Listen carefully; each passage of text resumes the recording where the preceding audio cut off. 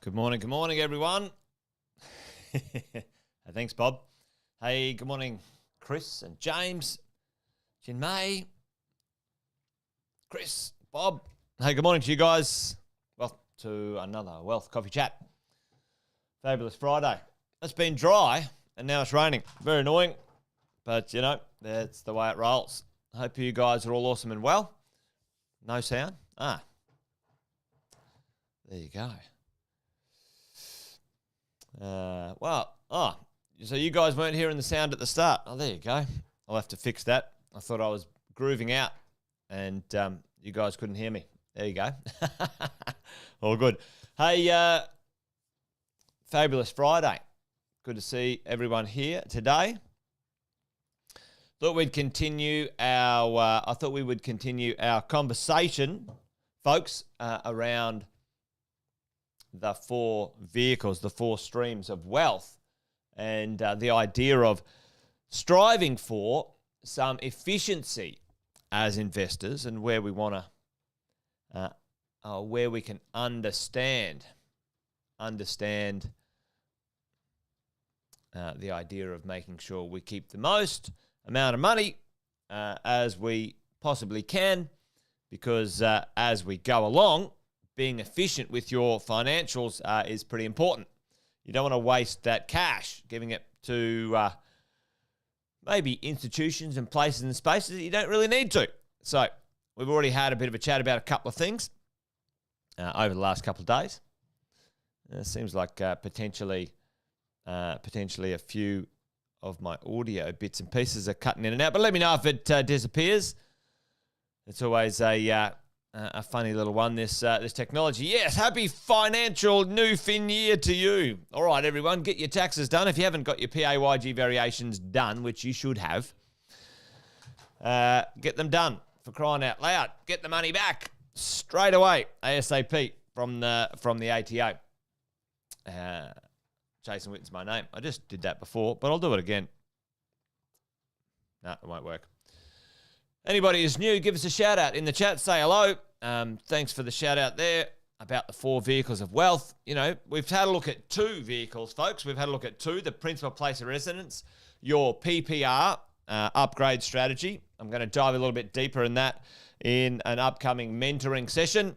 And the second one, yesterday, we talked about investment properties and you as the vehicle, you as an individual, and your efficiency. Your income drives this vehicle, or this multiple vehicles, swim lanes of wealth, whatever we want to call them, and your income does that, and we can manage and minimize our taxes and other inefficiencies if you do that smartly as well. So we talked about that yesterday, and today we're going to talk about one of the ones that I say protects you from you. It's for later, not now. Anyone know the one we might be talking about today? There is four. We've chatted about that before. Tell me in the chat, which one do you think we're going to have a little look at today? We've looked at your principal place of residence. We've looked at you as an individual, as a accelerator, and this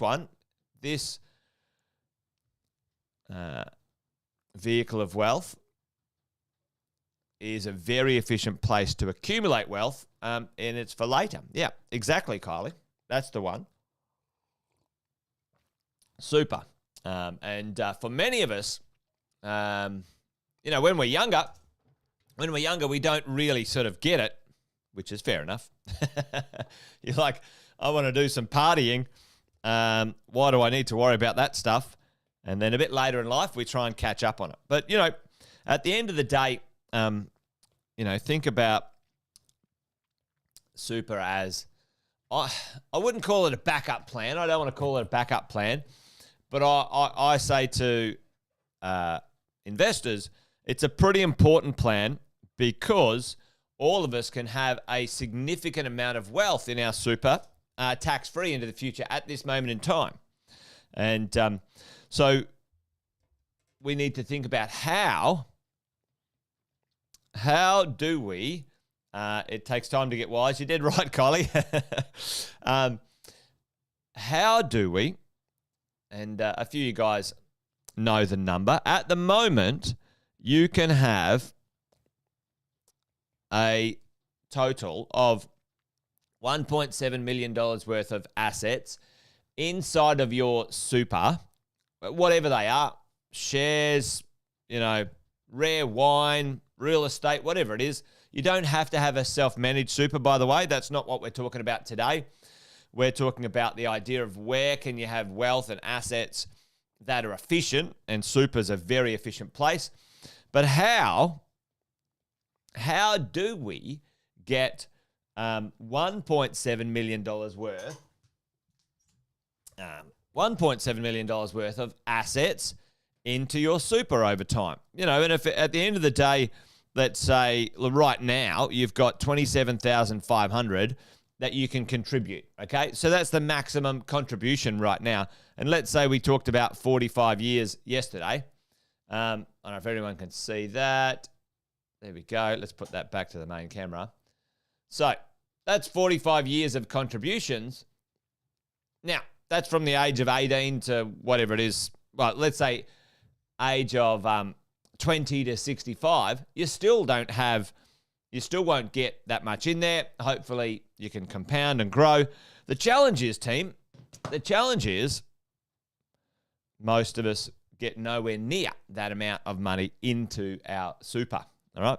So there's a few things as we go through life. And Andy Fenton, we've talked about this with Andy at our mentoring nights. Going to do Wealth, Wine and Wisdom tonight. Not Wealth, Wine and Wisdom. Oh, yeah, Wealth, Wine and Wisdom tonight, folks. So we'll catch up with Andy. So there's kind of three phases of the idea that what things can be done with super. Andy talks about first phase of super in the early days is a phase of protection where you can use it for protecting you and your family and your income and other things. The second phase, Andy talks about, is accumulation. I think that's how you spell it. Accumulation. I think it's maybe like that. Accumulation. And then the third phase is income. That's the income phase when you can use it. Interestingly enough, when we're talking about our, super, these phases kind of align fairly nicely with our plan as property investors. We talk about the acquisition phase, the consolidation phase, and then the lifestyle phase. So they link together quite nicely, folks. So the question is, how do we, as investors, get, 1.7 million or more, by the way, into our super over time? And then, what does it look like?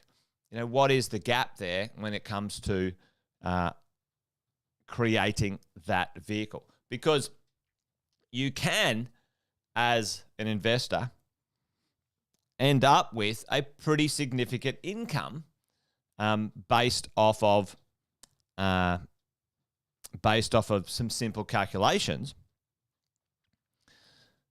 tax-free out of that super as well. If you had 1.7 million in your super, and let's say you times that by 5% out of that 7 million, that would equal $85,000 tax-free in retirement phase, okay? Tax-free.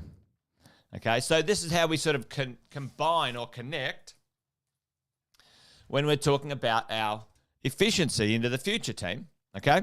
So where else, tell me in the chat right now, where else can we get, and this is at any time in our lives, but where else can we earn a certain amount of money, and how much is it tax-free? Does anyone know how much we can earn? Put that in the chat for me. I know there's a few of you guys who would know this answer. Always good to get you guys interacting. So, how much can you earn in another space or place? There you go. Kylie's on it today. Kylie, $18,000. So $18K in your name in your personal name. So if you add that up, if you look at what we could achieve over a certain amount of time, every single person sitting here right now, as of this moment in time, and it might improve or whatever into the future, your job, your goal is at a minimum.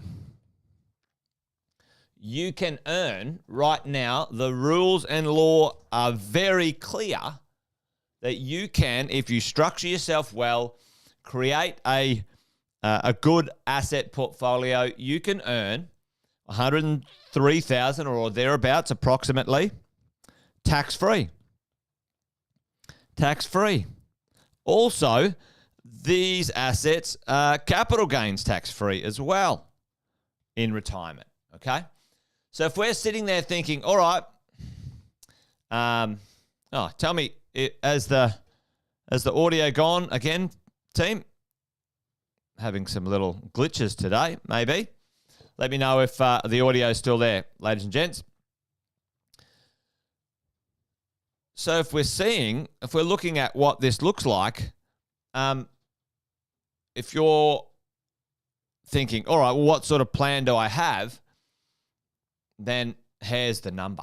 Here's the numbers that we need to look at, right? So if we go over and have a quick look at how we might calculate that or what you need to do now, this is our dollars to retire, right? So let's say your income is like, I don't know, call it $100,000 now. Or what income do you want into the future? You know, need to unlock that one. Give me a moment, folks. You know, so if you want, $120,000 into the future, you know, what does it look like? Where are you at right now? What's your income now? You know, how much in value do you need debt-free to create that income, producing what sort of return? Okay? And when we all sit down and go, right, what's our number?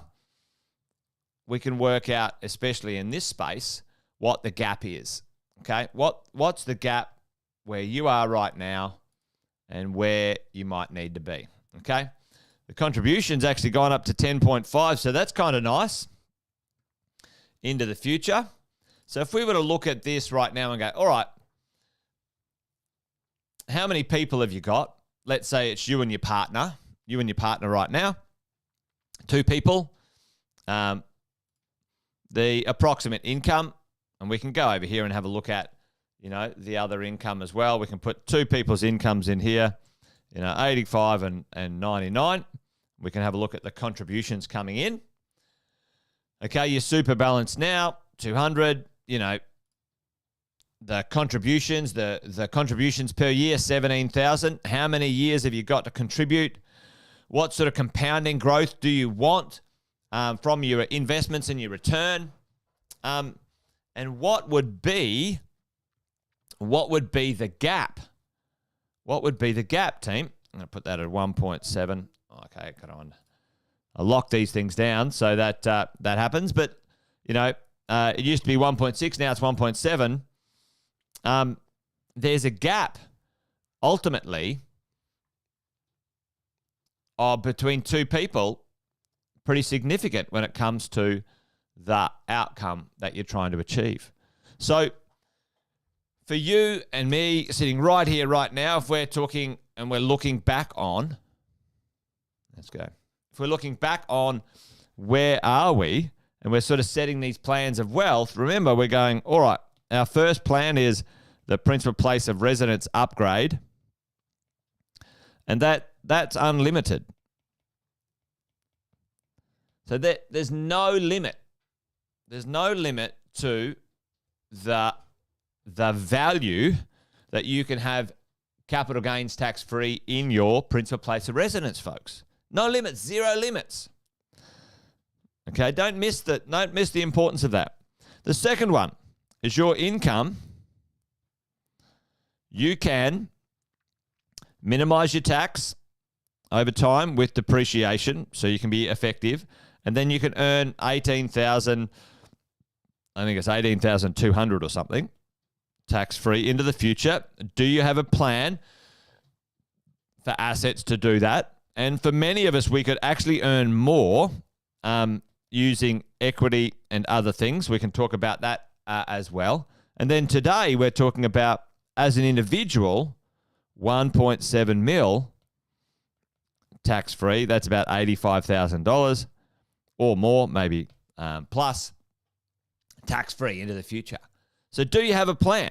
Have you got a plan for all of these? And do you know your gap right now? What is the gap between where you are and where you need to be when it comes to these ones?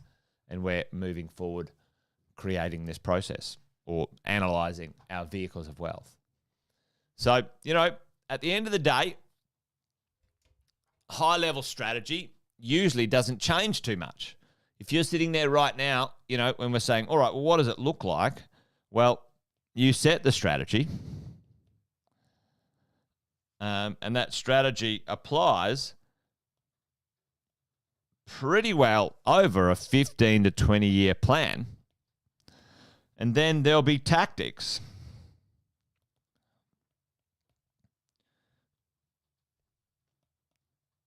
And implementation to be done over that period of time, folks. And those things sometimes change. All right? The implementation, the tactics, it might be whatever it might be. Okay? So conversation is, sitting there right now, do you know the strategy to deploy into these three? On Monday, I'm going to talk about the fourth one, the fourth tax efficiency, which is for business owners, folks. And many of you, doesn't matter if you're a business owner or not, dial into that one. But everyone here should have a plan for those three conversations, those three strategies for deployment over the next 10, 15, 20 years. If you don't have a plan, reach out. We can help you get one together with the right people on your team, obviously. And maybe you need a coach or someone to help you out with that sort of stuff. Chris is up in the air, mate, as we go along. So there you go, folks. Another little Wealth Coffee chat this morning. Following our 4 vehicles of wealth. Tonight at 5 p.m. Tonight at 5, sounds like the news. Tonight at 5, join me and Andy Fenton. We're going to do a Wealth, Wine and Wisdom. We haven't done one for a little while. We've been a bit busy, taking a little bit of a break, but we're going to be back at it. New financial year, plenty going on. So join us for that as well, folks. So there you go. Wealth Coffee Chat done and dusted. You guys be awesome, be well. And remember, this thing's a marathon, not a sprint. We do this well. We do this right. We buy the right properties we're happy to keep for a long time. You're going to end up with an awesome outcome. Anyway, there you go, folks. Have a fabulous Friday. If I don't see you this evening, I'll see you next week. Join me for another Wealth Coffee Chat. 10 past 8 each day, Monday to Friday. That's it from me, team. You guys be awesome. Put the music on. Bye-bye. Cheers, team.